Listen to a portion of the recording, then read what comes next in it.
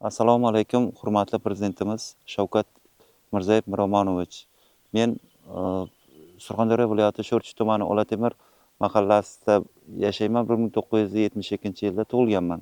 Ismim Sattorov Sharofiddin. 2025-yil 19-avgust oyida Bibrahma MChJ firmasini Sattorov Farhod ukamga to'liq elektron shaklda soliq tarafdan hisob raqamlari o'zgargan holda ukamga o'tkazib berganman.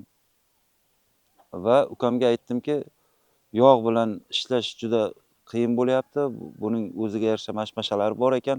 O'shaning uchun faqat omoqda yem chiqaramiz deb apparatlarimizni yog' chiqadigan joylari 100% ga svarka bilan to'ldirib, kepak bilan chigit aralashtirib yem chiqarib boshladik.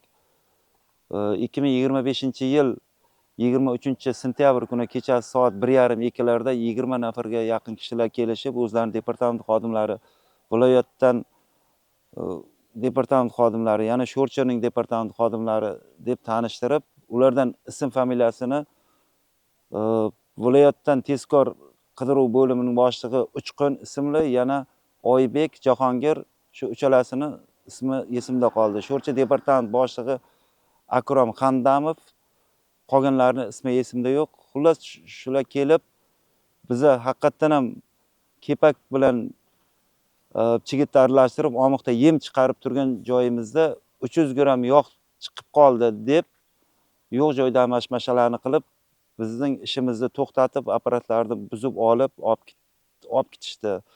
Va 1,5 tonna kepak, Sho'rchi don mahsulotlaridan olgan kepagimiz, xo'p, keyin 937 kilo kepak bilan chigit aralashma, bir dona juvaz apparati, ya'ni Xitoyda ishlab chiqarilgan zavodskiy juvaz apparatini ham olib ketishdi. Biz shunchalik iltimos qilishimizga qaramasdan, biz faqat yem chiqaryapmiz, mana kepak aralashma deyishimizga qaramasdan shunaqa qilib olib ketishdi. U 300 gram yog'ni ular o'zlari bilan olib kelgan deb o'ylayapman-da. Men kechasi soat 1:30-2 da men uxlayotganman va meni uyg'otib chaqirib uydagilar kelishdi.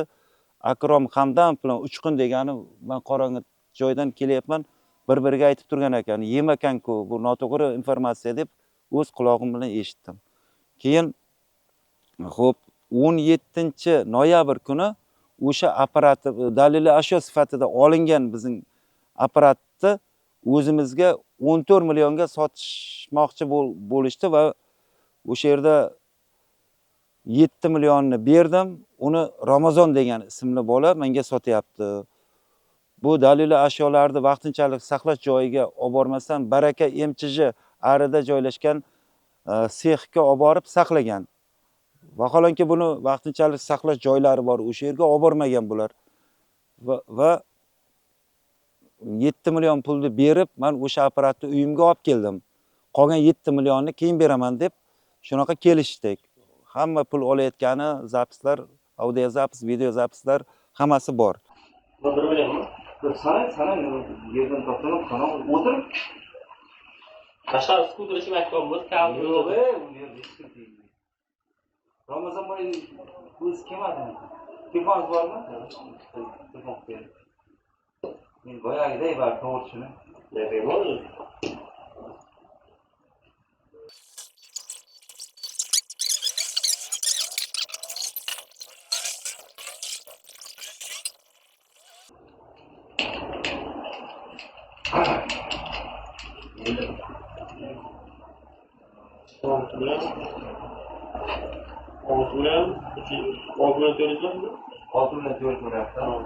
Yerdan topdim, tamam. Resmi sizlar nimani birga ishlaysizlar?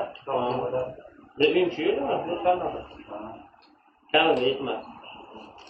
Men mana bu departamentga ketishim mumkin va sanoqlarni yaxshi. To'g'rimi? O'zlaringizda qolmaydi-ku. Men arka dedim endi. Mayli, deyapsiz? Mayli aka. Yes, tegilmaydi skuterga. Ayni bari xo'p. Ramazon oyida sanashib qo'ying. 23-dekabr kuni viloyat prokuraturasi inspeksiya xodimlariga men murojaat qildim. Borib murojaat qildim, shunaqa voqea bo'lyapti. Menga daliliy ashyo ga olingan apparatni o'zimga sotishyapti bular deb murojaat qildim. Bular otasiga rahmat meni tinglashdi va tezkor guruh tashkil qilib 7 million pora deb yozilgan dorilangan pul qilib o'sha qolgan 7 millionni olayotganda Ramazon degan ismli bolani ushashdi. Vaholanki u Ramazon degan bola baraka emchijida ishchi bo'lib ishlaydi. Xo'p, hozir eshitishim bo'yicha ular 3 kishi ekan, ularning ustidan 167 ikkinchi chas qism bilan jinoiy ish qo'zg'atilgan deyishyapti. Bu yerda departament xodimi Akrom Hamdamov Akromning buyrug'i bilan ular sotyapti. Uning buyrug'isiz hech narsa u yerdan chiqmaydi, qo'ygan joyidan. Bunga meni isbotim bor. Oldingi o'zimda ishimda olingan apparatlarni ichki ishlar tergovchisi Oybek ismli kishi xo'p uzunga olib boramiz, bu saqlash joyidan uzunga olib boramiz, uzunda shunaqa musodara qilinadigan magazin bor deganda Sho'rchi rayon departament boshlig'i Hamdamov yo'q, telefon qilishdi, qarovli yo'q, bu shu yerda qoladi. Men sudning raisi bilan o'zim gaplashaman, shu yerda qoladi deb xullas chiqartirmagan. O'sha yerda qoluvdi. Oldingi o'zimdan olgan dalil ashyolardi. Ularni ham sotib olishgan. Ularga ham mening isbotim bor. Hozirda Farhod ukam faqat omiqda yem chiqarish bilan shug'ullanib kelayotdi. O'zim shug'ullanib boshlaganiga ham ko'p bo'lgan yo'q. 2-3 kun bo'lgan edi. Endi men o'zim jazomni olgandan keyin ukamga qattiq tayinlaganman. 1 gram ham yog' chiqmasin, yog'niki opasni ekan deb aytganman. O'shaning uchun ukam faqat chigit bilan kepak aralashtirib, omiqda yem chiqarib o'zimizning mollarimizga ortishsa sotamiz ham degan niyatimiz bor edi. Lekin ungacha sotishgacha hali biz ishlab ulgurmadik. Xo'p, chigitni elektron tarzda olgan hujjatlarim bor. 10 tonnaga elektron shartnomam bor. Hozirda 1 tonna 200 endi olgan edim. Ukam olib ishlatayotgandi. Hozir meni gapirishimdan sabab ukamni uyqusizlik kasaliga yo'liqdi va nervda, miyada bor deyapti. Davleniyasi ko'tarilib ketyapti. Bunga men o'zim ishonchli vakil Cherez notariusdan qog'oz to'g'irlatib oldim. Hozircha shu, endi bizni ishxonamiz shu yerda, mana yerda mahalla idorasining ishxonasi bor, uchastkovoydiki. Bularni men ko'rsatganman, olib borib mahalla raisini, hokim ma'unini, yoshlar ittifoqini, xullas mahalla yettiligi xabari bor. Men Olotyo'l mahallasi hokim yordamchisi Muzaffar Eshmurodovman. Sattorov Farhodni yem ishlab chiqarish jarayonini ko'rganimizda haqiqatda yem ishlab chiqarilgan, kepak aralashtirib, hech qanaqa o'rda yog' ishlab chiqarilmagan. Bizning mahallaning yonida bo'lgani uchun kunora o'sha ko'rib turar edik. Faqat yem chiqarib boshlaganimni ukamniki. Faqat yem chiqaryapti. Hech qanaqa yog', bir tomchi yog' chiqmaydi. U yerda yog' chiqadigan joylar 100% ga svarka bilan to'ldirilgan. Hozir mana ko'rasizlar, apparatni ko'rsatamiz. U yerda yog' chiqishi mumkin emas. Men buni texnik ekspertiza tayinlashlarini so'radim. Yog' chiqmaydi bundan desam, ular rad etib kelyapti. Shu joyda yana bir narsaga oydinlik kiritib ketishni istardim. 7 oktyabr kuni Sho'rchi departamenti Surxondaryo rasmiy uz kanalida boshqa birovning uyidan olingan videoni bizni ukamni nomiga montaj qilib 7 oktyabr kuni qo'yib yuborishdi. Vaholanki u bizning xonadon emas. Mana ko'rib turibsizlar, bizning xonadonda bitta apparat bor, u yerda 2ta apparat. Keyin u yerda bakalashkada, kanserda yog'lar ham ko'rsatilgan. Bizda unaqa yog' umuman bo'lmagan ukamning nimasida. Mana apparatni yog' chiqadigan joylarni 100% ga svarka bilan to'ldirganmiz biz. Keyin o'sha kuni tadbir kuni bu ishni ukam qilayotgan bo'lsa-da, mening uyimgacha kirib, podvallarimgacha kirib, ular xo'p, ko'zdan kechiruv qilishamiz deyishdi. Bunga ham haqqi yo'q edi. Olib ketayotgan narsalarda shu yerda dalolatnomadan nusxa berish kerak edi. Uni ham qilmadi opir xodimlari. U yoqqa borgandan keyin yozdirib, qo'l qo'ydirib, o'zlaricha bilganicha qilishdi. 300 gram yog'ni ular men o'ylashim bo'yicha qo'yniga solib kelgan. 300 gram yog'ni quyib yuborganmi, nima qilgan, xullas shu yerdan 300 gram yog' chiqdi deb bizga ukamga jinoiy ish qo'zg'atib, ular o'sha daliliy ashyolarni sotib kun ko'radigan odamlar ekan, davlatga ishongan odamlari. Shu joyda bir narsani oydinlik kiritishni so'rardim. Eng boyagi joyi, bu apparatning hech joyidan yog' chiqmaydi. Biza mana yerda hamma orasini, ko'lsalar orasini svarka bilan 100% ga chiqmaydigan qilib to'ldirib chiqqanmiz. Aslida bu manaqa orasi manaqa holda bo'ladi mana. Ko'lsalar mana shunaqa holda bo'ladi. Xo'p, unda chigit bilan yog' olinadi. Hozir bu holatda bu 300 gram yog' qayerdan chiqishi mumkin? Biza kepak, mana kepaklar ham yotibdi. Kepak chigit aralashmadan yem chiqarib turgan joyimizda ular o'zlari juda yaxshi biladi. Bu holda yog' chiqmasligini juda yaxshi bo'ladi. Men necha marta aytdim, texnik ekspertiza qilishlarini so'radim. Keyin bu apparatni o'zimda pasporti bor, mana davlat berkasi, hammasi o'zimni apparatiga 100%. Pasport ham o'zimda bor, berkasi bilan to'g'ri keladi. Rastamoshkadan o'tgan. Xullas, departament xodimlari juda yaxshi biladi. Bunaqa holatda yog' chiqadi mana. Bu holatda yog' chiqmasligini o'zlari juda yaxshi biladi. Buni biz vaqtinchalik saqlash joyiga, belgilangan joyga olib bormagan. Baraka xo'p, sifatli yog'lar MCHga olib borib qo'ygan va o'sha yerdan bizga sotilyapti bu apparat.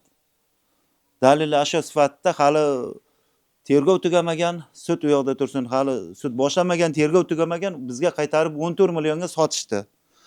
7 millionni oldin berganman, 7 millionni berayotgan paytda ushlashdi prokuratura xodimlari, inspeksiya xodimlari.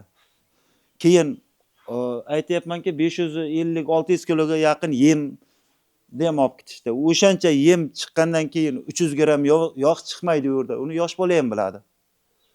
Ko'p yog' chiqish kerak. 600 kiloga yaqin yem chiqqandan keyin u yerda kamida 600 kilo yemda Farhod qancha yem yog' chiqish kerak? Yog' olingan taqdirda. 90 kilo chiqadi. Undan ko'p chiqadi. Xo'p, 120 kilo, 130 kilo yog' chiqish kerak. Men oldin yog' bilan ishlaganman, uni juda yaxshi bilaman. Yog' yemda olib ketishdi. Yog'da hamma joyda podvallargacha tintuv qilishdi. 1 gram yog' topisha olmadi. Shuni ham qo'shimcha qilishni istardimki, 2025-yil 23-sentyabr kuni ukamni uyida tadbir qilgan departament xodimlari 1,5 tonna kepak mahsuloti, ya'ni xaltalangan sho'rchidonda ishlab chiqarilgan kepak mahsulotini ham olib ketishgan. Xo'p, 937 kilo chigit bilan kepak aralashmani olib ketishgan va 600 kilo atrofida kunjara mahsulotini olib ketishgan. Bularni ham hali tergov tugamasi, sud boshlanmasi sotib olib jig'ildoniga urishgan. Men bir narsaga tushunmayman, bu kepak mahsuloti hech qanaqa taqiqlanmagan, hamma yemxonalarda sotilib yotibdi. Ular o'sha ukamga nisbatan jinoiy ish qo'zg'ashga miqdor yetishmadimi? Nima uchun mana shu 1,5 tonna kepak mahsulotini ham olib ketishganini oydinlik kiritishlaringizni iltimos qilardim. Yana ularning bir noqonuniy xatti-harakati 25-dekabr kuni ukam mana shu tadbirdan keyin uyqusizlik kasaliga yo'liqib, kechasi uxlamay chiqib, bosh og'ri va davlina topib olgan. Hozir gapirishimdan maqsadim bu gapirishni ham joyiga qo'yilmaydigan ahvolda. Xullas 25-dekabr kuni Normet xususiy klinikada ukam yotishiga qaramaysa, tergovchi bitta opir xodimi, yana advokat uchalasi xonaga kirib deloni yopaylik, deloni srok o'tib ketyapti deb taziq o'tkaza boshlagan va doktorlar u yerdan chiqarib yuborgan. Buni hozir unaqa ahvolda emas va men tergovchiga telefon qildimda, nima ishonmayotgan bo'lsalaring, med ekspertiza tayinlanglar dedim va telefonda o'sha so'zlashuvlarimiz yozilgan turibdi. Yo'q, ishondik, ahvolini ko'rdim, juda ahvoli nochor ekan deb tergovchini o'zi aytdi. O'zi aytgan o'sha telefon so'zlashuvlarimiz audio zapisda turibdi. Buni ham kerakli joylarga taqdim qilamiz. Hurmatli yurtboshimiz Shavkat Mirzayev Miromonovich, sizga shuni o'tinib so'rab qolardimki, siz mana siyosatingizda tadbirkorlarni qo'llab-quvvatlaymiz degan nimalaringizda televizorlarda ko'ramiz, ijtimoiy tarmoqlarda ko'ryapmiz. Hozirda bu tadbirkor rivojlantirish u yoqda tursin, bular bo'g'ish bilan shug'ullanyapti. Ayniqsa mana Sho'rchi rayon departament noqonuniy bo'lgani uchun majbur chiqyapmiz. Bu bilan men o'zimni mana sigirlarim, sog'in sigirlarim bor, aka-ukalarimniki shularni mol bilan arzon yem bilan boqyapman. Orchisa sotishga ham sotsam ham haqqim bor. Nimaga dedi, emchishimda o'zim vakolatimda bor. Tokdan, soliqdan hech qanaqa qarzim yo'q. Elektr setdan shartnomalarim ham bor. Texnik shartlari hammasi nizom bo'yicha kelyapti. Hech qanaqa nizomdan tashqariga chiqqanim yo'q. MChJ Bibrahma firmani nizomidan hech qanaqa chiqqan joyim yo'q ekan. Men o'qib ham ko'rdim, o'zlariga ko'rsatdim ham. Omoqda yem ishlab chiqarish va sotishga o'zim mollarimga berishga haqliman. Sizdan o'tinim so'rayman, shu Sho'rchi, Surxondaryo viloyati Sho'rchi tumani departamentiga qonuniy chora ko'rishlaringizni so'rayman. Bu yerda viloyat departament tezkor bo'limining boshlig'i hozirda Dinov rayon departament boshlig'i bo'lgan Vallomat Uchqun ham bor. Shularga qonuniy chora ko'rishlaringizni iltimos qilaman.